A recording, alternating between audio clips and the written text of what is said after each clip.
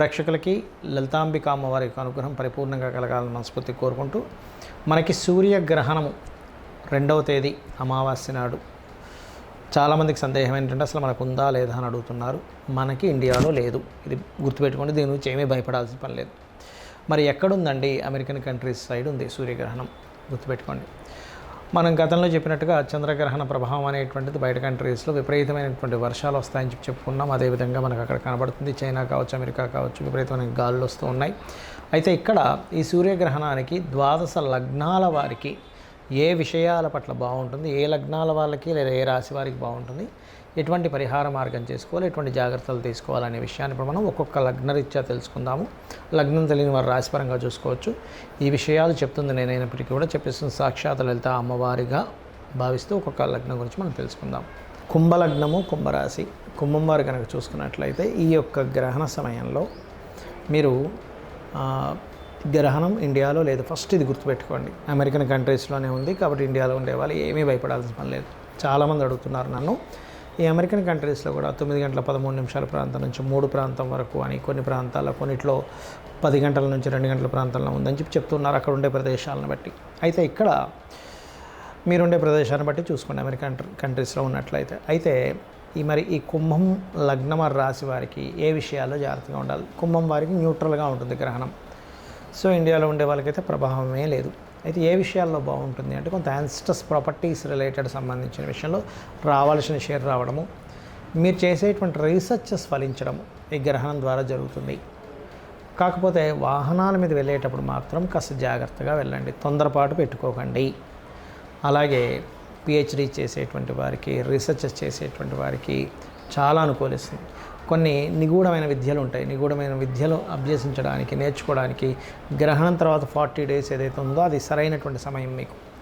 అలాగే మరొక విషయం ఏంటంటే మీ లగ్నం నుంచి అంటే కుంభలగ్నం వారు కుంభరాశి నుంచి 5వ స్థానంలో కుజుడి యొక్క సంచారం జరుగుతుంది. కాబట్టి ఈ 5వ స్థాన కుజుడు అనేటువంటిది ఏంటంటే సుబ్రహ్మణ్యేశ్వర స్వామి ఆలయం ఆరాధన కనుక గ్రహణ సమయంలో చేస్తే, లేదా లక్ష్మీనరసింహస్వామి ఆరాధన కానీ, లేనట్లయితే మీకు మన్యసూక్త పారాయణము అంటారు. మన్యసూక్త పారాయణం విన్నా చదివినా ఈ గ్రహణ సమయంలో చాలా మంచిది. ఎందుకంటే మీకు సహజంగానే కుంభం వారికి ఏలినాడు శని నడుస్తుంది. ఈ ఏలినాడు శని ప్రభావం ఉన్నప్పుడు మన్యసూక్త పారాయణం కానీ, లేనట్లయితే వారాహి అమ్మవారి యొక్క అష్టోత్తరం చేసుకోవడం కానీ గ్రహణ సమయంలో చాలా చక్కటి ఫలితాలు ఇస్తుంది. ఎందుకంటే శ్రమ, శారీరక శ్రమ మరియు ఆలోచన స్థానంలో 5వ స్థానంలో కుజుడున్నందుకు ఆలోచనాపరంగా ఉండేటువంటి స్ట్రెస్ వీటన్నిటిని కూడా తగ్గిస్తుంది, గుర్తుపెట్టుకోండి. అలాగే మరొక విషయం ఏంటంటే ఈ 8వ స్థానంలో ఉన్నటువంటి ఈ గ్రహణ ప్రభావం కొన్నిసార్లు మీరు మీ యొక్క తాతగారి ఆస్తికి సంబంధించిన విషయంలో తొందరపాటు నిర్ణయాలు తీసుకునేలా కూడా చేస్తుంది. కాబట్టి తాతగారి ఆస్తి అంటే తండ్రి యొక్క తండ్రి, తల్లి యొక్క తండ్రి కాదు, గుర్తుపెట్టుకొని తండ్రి యొక్క తండ్రి ఆస్తికి సంబంధించిన విషయంలో తొందరపాటు పడి అమ్మడం కానీ, లేనట్లయితే ఒక్కోసారి ఏం జరుగుతుందంటే అదేం పెద్ద వాల్యుబుల్ కాదులే అని చెప్పి అది నువ్వు తీసేసుకోని కొంతమంది అన్నదమ్ములు ఇచ్చేస్తుంటారు.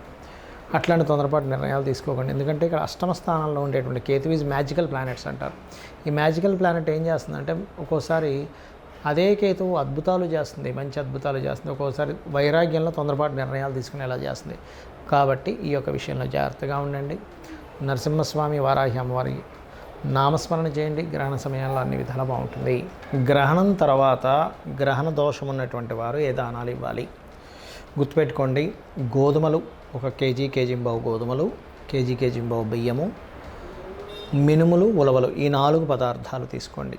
అదేవిధంగా సూర్య ప్రతిమ, చంద్ర ప్రతిమ అని ఉంటాయి మనకి పూజా సామాగ్రి స్టోర్స్లో దొరుకుతుంది.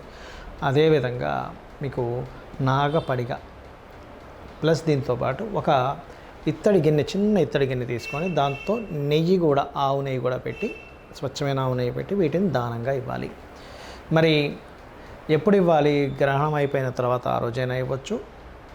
అదేవిధంగా మనకి నెక్స్ట్ డే కూడా ఇవ్వచ్చు, ప్రాబ్లం ఏం లేదు. అయితే ఈ గ్రహణ ప్రభావం మాత్రం 40 రోజులు ఉంటుంది, గుర్తుపెట్టుకోండి. మరి ఇక్కడ చాలామందికి ఏమండి మనకి నాకు డేట్ ఆఫ్ బర్త్ లేదు, టైం లేదు, నాకు అసలు ఏ రాశో కూడా తెలియట్లేదు, అలాంటప్పుడు నేను ఇవ్వచ్చా అని అడుగుతూ ఉంటారు. ఖచ్చితంగా ఇవ్వచ్చు, దోషమేం లేదు. అదేవిధంగా ఏ రాశో కూడా తెలియనటువంటి వారు జాగ్రత్త తీసుకోవాల్సింది ఏమిటి అంటే ముఖ్యంగా అప్పుల విషయంలో జాగ్రత్త పడాలి. సూర్యగ్రహణం న్యాచురల్ 6th హౌస్లో జరుగుతుంది కాబట్టి అనవసరంగా లిటికేషన్స్లో ఇరుక్కుంటాను అనుకునేటువంటి విషయాల్లో జాగ్రత్త పడాలి.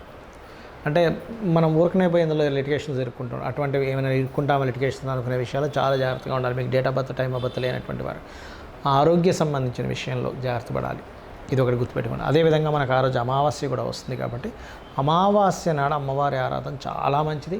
మరియు ఈ అమావాస్య తర్వాత మనకి నవరాత్రులు వస్తున్నాయి కాబట్టి అమావాస్య రోజు పాటించాల్సింది కూడా ఏమిటంటే, మీరు చక్కగా మధ్యాహ్నం పూట అంటే నెక్స్ట్ డే మనకి అమ్మవారి నవరాత్రులు స్టార్ట్ అవుతున్నాయి కాబట్టి మధ్యాహ్నం పూట నెయ్యి కలిపినటువంటి అన్నాన్ని తీసుకోండి. ఇది శాస్త్రంలో ఉన్నటువంటిది.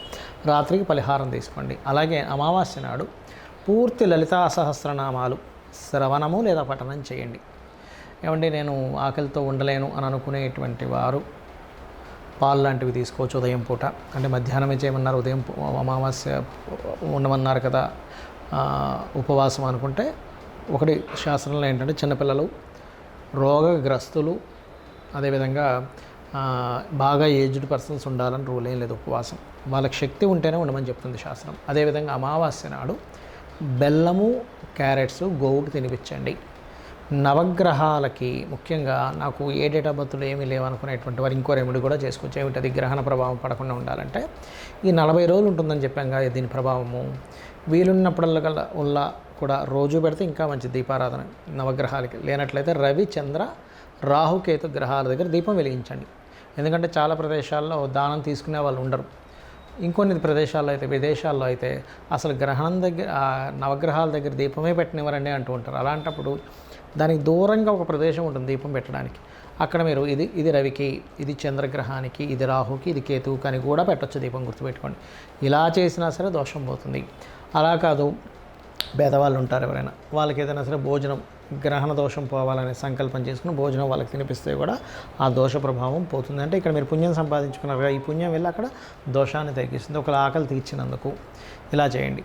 అదేవిధంగా ఇక్కడ ఏంటంటే గ్రహణ సమయంలో చాలామంది ఏంటంటే ఏమండి ప్రెగ్నెన్సీతో ఉండేటువంటి లేడీస్ ఇక్కడ మనం ఉండాలంటే ఇండియాలో ఏమీ ఉండక్కర్లేదు. ఎందుకంటే ఇండియాలో రాదు ఈ గ్రహణం. బయట దేశాల్లో ఉండేటువంటి ప్రెగ్నెన్సీ లేడీస్ మాత్రం జాగ్రత్తగా ఉండాలి. అందులో ప్రధానంగా సూర్యగ్రహణం ఇక్కడ జరుగుతుంది కాబట్టి ఎవరెవరు ఎక్కువగా జాగ్రత్తగా ఉండాలి? వృషభ లగ్నం వారు లేదా వృషభ రాశి వారు మెయిన్గా జాగ్రత్తగా ఉండాలి.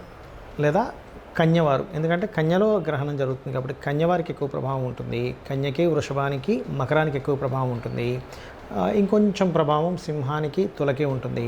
కానీ మంచి మాత్రం మేషలగ్నానికి ఉంటుంది, మంచి కర్కాటకానికి ఉంటుంది, వృశ్చికానికి, ధనస్సుకి మంచి ప్రభావం ఉంటుంది సూర్యగ్రహణం. కాబట్టి ఇవి చేయండి ఖచ్చితంగా. మీకున్నటువంటి ఇంకోటి ఏంటంటే గ్రహణము అనగానే మహర్షి మనకు చెప్పిన కాన్సెప్ట్ ఏంటంటే ఇది ఒక యోగం. ఇది ఒక యోగంగా అనుకుని ఆ సమయంలో జపం చేయండి.